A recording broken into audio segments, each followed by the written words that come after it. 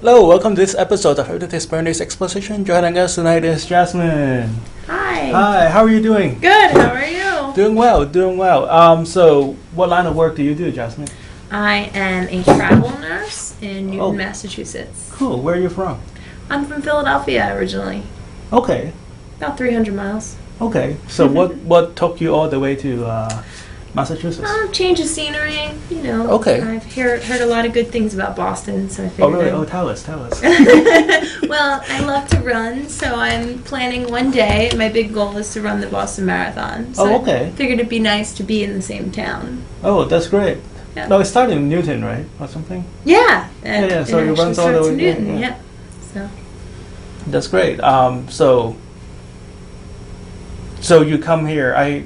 From as far as I know, you don't live in Boston. You live in. I work here, so I live here half the week, and then I just commute back and forth. That must be pretty hard, huh? It's new. I've only been doing this for about 3 weeks, so once I get a system down. Okay. What's your travel tips for people who commute? Don't get sleep the night before so that you can sleep on either the train or the bus.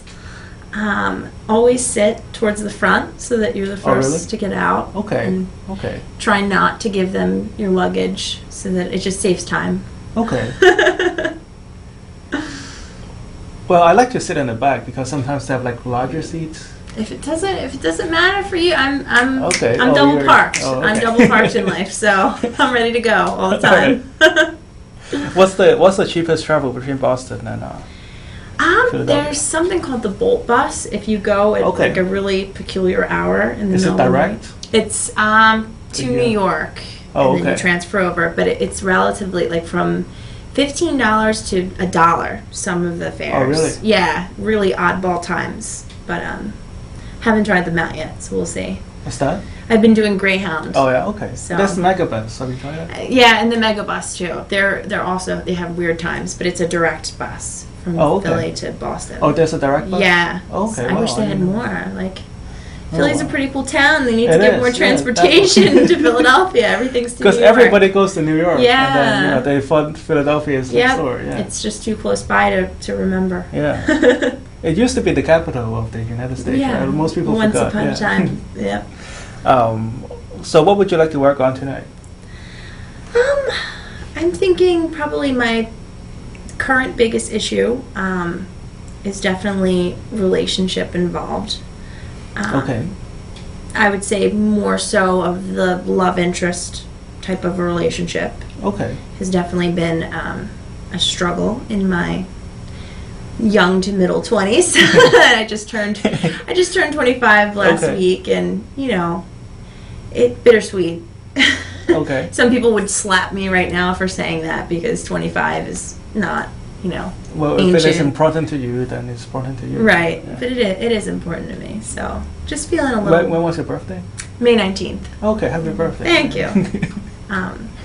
Feeling a little lost when it comes to that aspect. Like, I have the career and I've been studying hard, working hard for a very long time. And that's probably been put on the back burner, the relationship piece. So, if you can summarize your problem in one sentence, what would it be like? Very narcissistic, but can't find love. Okay. I would call that my problem. To be more specific, I don't know if it's... if you phrase it into something that could be within the context of a therapy session,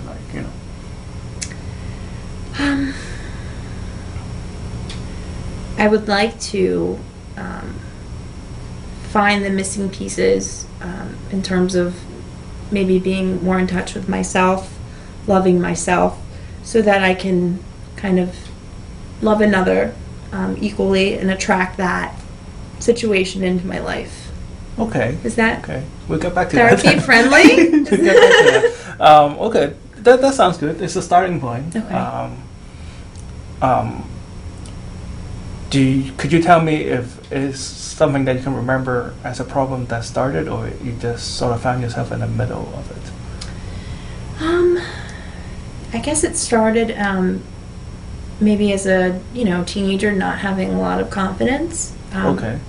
In myself, in my own ability. Okay. And as you grow, hormones are raging, and so I kind of turned to. Tell us a story. What makes you think that you were not confident when you were in high school? I guess. Any kind of audition. I love to sing and perform, but secretly. It was like a closet performer. Okay. In front of my mirror at home. Okay. Even friends and family. Like, I was just very shy, but. They would hear me from time to time, belting out to myself. Okay. And there was just many opportunities that I passed up as a kid. Did you audition for American Idol? Again, confidence. Maybe that's the solution. Yeah, to all your life's problems. Yeah. So I, my throat would close. I, would run away. My face would get flushed. Even a presentation, like a PowerPoint presentation in college. It just, being in front of people was very difficult growing up. Okay. And it just... Well, name an episode. I guess, let's not go so far back as in college. What was your major? My major was nursing. Okay. It was originally pre-med, but then I decided to switch over to nursing because it just seemed more feasible at the time. Okay. So I graduated. Okay. So go back to college, right? So the time where you said you have to do a PowerPoint presentation. Right? Explain to us what makes you say that you lack confidence. Walk us through the episode. Like the preparation of the actual PowerPoint. It wouldn't matter how much time was spent, on it. I could recite the information over and over again, have it all laid out, down pat, and just still feel like, in my head, you're going to fumble in your words, just telling myself these things before I actually get up there to do the presentation. You're going to mess up some kind of information. It's going to be incorrect. The teacher's going to notice. You're going to get points docked off. This is a group presentation. Everybody's, grade is going to suffer because of you. Right. So all these things were kind of going through my head before I even got up there to present with the rest of the group. So I would usually try to get out of it in some way. How did the presentation go? I would try to do as little talking as possible. Like if there were 3 of us, I would try to, be the transcriber, actually do the PowerPoint so that I would have to do less of a presentation. Okay. There was one time where I didn't want to present so badly that I just didn't show up. This is in like economics class. I just didn't show up. Okay. Made up a lie. This is my senior year, Okay. So I'm seasoned. Made up a lie, got out of it, but as a punishment had to write like a 7-page extra separate paper. Okay. Which took, a lot of time. Right, okay. So if I had just gone up there and done the presentation, over in 7 minutes, yeah. 7 minutes, no problem. Okay. So, yeah, that's a little synopsis of my issue. Okay. When it comes to confidence. So you said you want to work on, I guess we can summarize it as having more confidence in relationship, right? Right. But I suppose that starts with yourself. So share only the things that you want to share, right? So don't share things that anytime I ask you a question you don't feel comfortable answering. I'm a very open, free-spirited person, so I probably answer everything. So tell us when did it become a problem in your personal life? It as in the relationship? Right, relationship, yes. Well, I never really had a sense of what a healthy relationship consisted of. Nobody does. So, right. So I started off very young, on a very bad foot. Okay. At 15. Okay. And that turned into a 6-year, very abusive relationship. Okay. That Yep. So that's probably when it started, very young, 15. Okay. What makes you say that? It was a, well, yeah, only share the things that you want to share, right? But what makes you say that it is a bad relationship? Well, to be less subjective, just two people that, you know, were going different places in life. Okay. Had different personality traits, different wants, different needs in terms of the relationship. You know, it was definitely verbally abusive, among other things. It just wasn't a healthy relationship at all. Well, a lot of people is going to ask you this. I'm sure you ask yourself this too. So how come you stay with him for 6 years? I always come back to this. It's like an investment, you know. So the first year of the relationship, it was, you know, the honeymoon phase, and I spent a lot of time trying to convince my family and my friends that were sensing something else going on, that no, in fact, you know, this is a healthy relationship, he's the one, etc., etc. So I invest all of that, only to find out that, you know, I'm slapped in the face with reality, a child later, and 2 years later. So at that point, it became about pride. I would say that I did love him. So that definitely, you know, at 15, you know, I did the best I can. I really do believe that I did the best I could. So, you know, whatever happened, it was in the past, you know. Yeah, I'm definitely a stronger person, you know, at 25. So what was your vision? Well, you said there was a difference, right, between you and your partner at the time. What do you perceive as a difference in, I guess, just the path of life? Sure. Well, it was a change in me, definitely, as I grew up. You know, going out, kind of being immature, not really having a plan in terms of what I wanted to do with my life. I didn't at 15. I didn't necessarily at 16. It wasn't until I became a mom, you know, and became... So when did you realize that you were on... Around 17, 18, I kind of got the hint that I needed to change my life, but I didn't really necessarily have a plan. I just noticed the big difference between the two of us. You know, he was out just about every night. I was home, you know, studying or doing whatever I needed to do. So that was around the time. And in a way, you sort of see that as the precipitated your current problems, right? So fast forward a little bit. What is going on with your, I guess, personal life these days?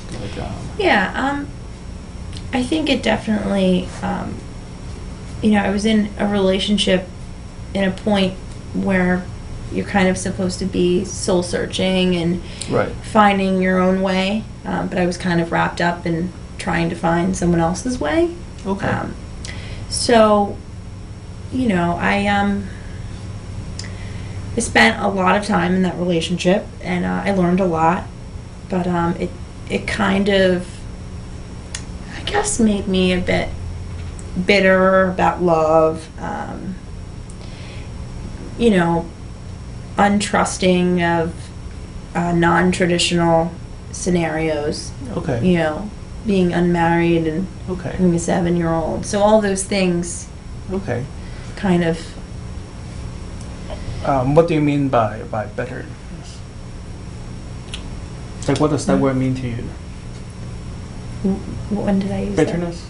Oh, bitter. I thought you said bitterness.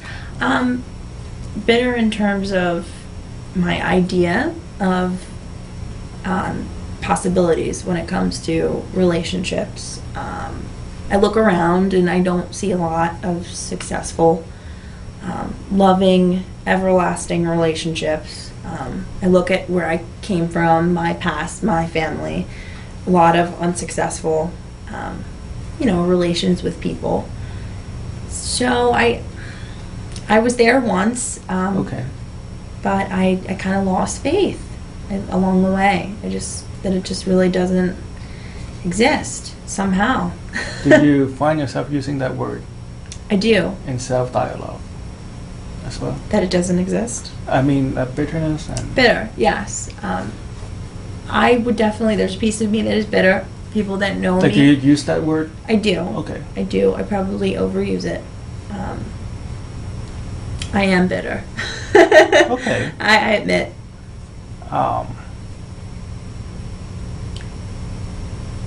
What else do you see that you could improve? Well, you can't really improve other people. Well, you can, but like you can't really change other people. You can improve your interpretation of what they do. What else do you think that you could change about you?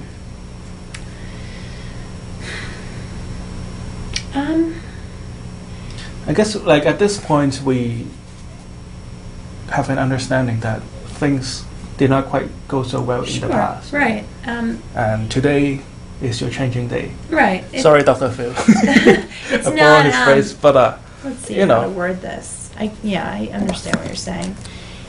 Today is the first day to the rest of your life, you know. Right. I'm getting there in terms of you can't change people. And that was the biggest mistake that I made previously is everything, even in other relationships, everything is I take it as a personal attack. Okay. Other people's choices. It may not be congruent with what I want for myself, and that's what I need to recognize, not necessarily that they deliberately sought out to cause harm to my psyche, you know. What was the last thing that happened that relates to what you're talking about? I was in a relationship for a couple months. Okay. Kind of unusual because I did the online dating thing for a little while. It's easy, convenient, right at your fingertips. Okay. Other than a couple dates, it really didn't get me very far. Okay. But I did something out of the norm. I kind of accepted an offer from a close friend of mine who had someone she thought would be perfect for me. Okay. I was very apprehensive for a bit. But I caved, by intrigue. We went out we did a whole double date thing with my friend and her boyfriend and him. And even in the beginning, I was still, I had walls up and, I wasn't really ready to invest, and let it all go. But as I got to know him and, we spent more time together and went out on more dates, I really liked him. I liked his personality, It seemed that we were on the same page in terms of, what we were looking for out of a relationship. Okay. So slowly and subconsciously, I guess, I kind of, each wall just kind of caved, willingly. But with that happening, I became completely vulnerable to what I perceived at the time as, an attack when someone unexpectedly just kind of changes their mind and you don't really have anything to go off of. We were on a level of, that we really cared about each other and it was very serious. And when you have a kid, that's a whole nother level of serious, so it just kind of, it was definitely a low point. To this day, I don't really know what happened. It is a little extra awkward because of the mutual friend. Do you think it is something... people come together and then they go separate ways, right? So it's like a fact of life. But do you think that it is something to do with, I guess, your confidence? It could be. I play this game for some reason in my head every time I meet someone. It's really unhealthy, and I know it is. Who's going to break whose heart? Okay. I look at them. It might take a date or two. And I say, oh, man, I can't put my finger on why now, but I'm going to end up breaking this guy's heart. Okay. I did the same thing in this relationship, only the reverse. I said, I can't put my finger on it right now, but he's gonna break my heart, you know? So it's kind of, you put that vibe out there in the universe. Right. You know? So do you, okay. You so know, in a way you're setting up yourself to... Right, and I'm, you know, telling myself, you know, you're simply not good enough. That must be why, you know? Right. You just can't be good enough. They're going to see all the things that you see about yourself that you don't like. Have you heard the term self-fulfilling prophecy? Loosely, I've heard of it. Okay. Do you feel yourself, you know, just using that word literally, right? Like, do you feel yourself fulfilling a prophecy? From the first time you, let's say, go on a date? Right. I say that my prophecy is to find true love, but then... So what is the real prophecy? Right. that you were saying to yourself? Let's be honest. Exactly. If we can. Right. That you're going to end up alone. That the end result of this will be that you'll end up alone. Let's pretend you're about to go on a blind date. Okay. There's some good evidence saying that this guy is... I'm all about the evidence. It's true. That's all we can. That's all we can count on, man. There's good evidence that this guy is, you know, is all that he cracks up to be. So on your way there, what will be going through your mind? The very first time I've met him, right? No, on your way there. You're my way. You're not there yet. About to meet him. Right. Negative things. Maybe I've just seen a picture. You know. Okay. All the things that could possibly go wrong immediately go through my head. That's fair, though. You know, yeah. do that.